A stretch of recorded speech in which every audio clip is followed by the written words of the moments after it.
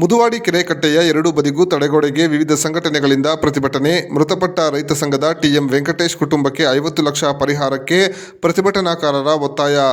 ಕೋಲಾರ ಶ್ರೀನಿವಾಸಪುರ ನಡುವೆಯ ಮುದುವಾಡಿ ಕೆರೆಯ ಕಟ್ಟೆಯ ಮೇಲೆ ಹಾದು ಹೋಗಿರುವ ರಾಜ್ಯ ಹೆದ್ದಾರಿ ರಸ್ತೆಯನ್ನು ಜೋಡಿ ರಸ್ತೆಯಾಗಿ ಅಭಿವೃದ್ಧಿಪಡಿಸಬೇಕು, ಕೂಡಲೇ ತಡೆಗೋಡೆ ಕಟ್ಟಿ ಸುರಕ್ಷತಾ ಕ್ರಮಗಳನ್ನು ಕೈಗೊಳ್ಳಬೇಕೆಂದು ಒತ್ತಾಯಿಸಿ ವಿವಿಧ ಸಂಘಟನೆಗಳ ನೇತೃತ್ವದಲ್ಲಿ ಮುದುವಾಡಿ ಕೆರೆ ಬಳಿ ಗುರುವಾರ ರಸ್ತೆ ತಡೆ ನಡೆಸಲಾಯಿತು. ಬೆಂಗಳೂರಿನಿಂದ ಹರಿಯುತ್ತಿರುವ ಕೆಸಿ ವ್ಯಾಲಿ ನೀರನ್ನು ಮುದುವಾಡಿ ಕೆರೆಯಲ್ಲಿ ಸಂಗ್ರಹಿಸಿ ಇಲ್ಲಿಂದ ಹಲವಾರು ಕೆರೆಗಳಿಗೆ ಹರಿಸಲಾಗುತ್ತಿದೆ. ಇದರಿಂದ ಮುದುವಾಡಿ ಕೆರೆಯಲ್ಲಿ ವರ್ಷಪೂರ್ತಿ ನೀರು ಭರ್ತಿಯಾಗಿರುತ್ತದೆ. ಮುದುವಾಡಿ ಕೆರೆ ಕಟ್ಟೆಯ ಮೇಲಿರುವ ರಸ್ತೆಯ ಎರಡೂ ಕಡೆ ತಡೆಗೋಡೆ ಇಲ್ಲದೆ ಇರುವುದರಿಂದ ವಾಹನ ಓಡಿಸುವಾಗ ಸ್ವಲ್ಪ ಎಚ್ಚರ ತಪ್ಪಿದರೂ ಅಪಘಾತವಾಗಿ ಕೆರೆಯಲ್ಲಿ ಬೀಳುವ ಅವಕಾಶಗಳು ಹೆಚ್ಚಾಗಿ ಇದೆ. ಈ ರಸ್ತೆಯನ್ನು ಕಳೆದ 3 ವರ್ಷಗಳ ಹಿಂದೆ ಅಭಿವೃದ್ಧಿ ಮಾಡಲಾಗಿದ್ದು, ಕೆರೆಯ ಕೆಲವು ಭಾಗದಲ್ಲಿ ಕಬ್ಬಿಣದ ತಡೆಗೋಡೆ, ಕೆಲವು ಕಡೆ ಕಳಪೆ ಗುಣಮಟ್ಟದ ಸಿಮೆಂಟ್ ಪಿಲ್ಲರ್ಗಳನ್ನು ಅಳವಡಿಸಲಾಗಿದೆ.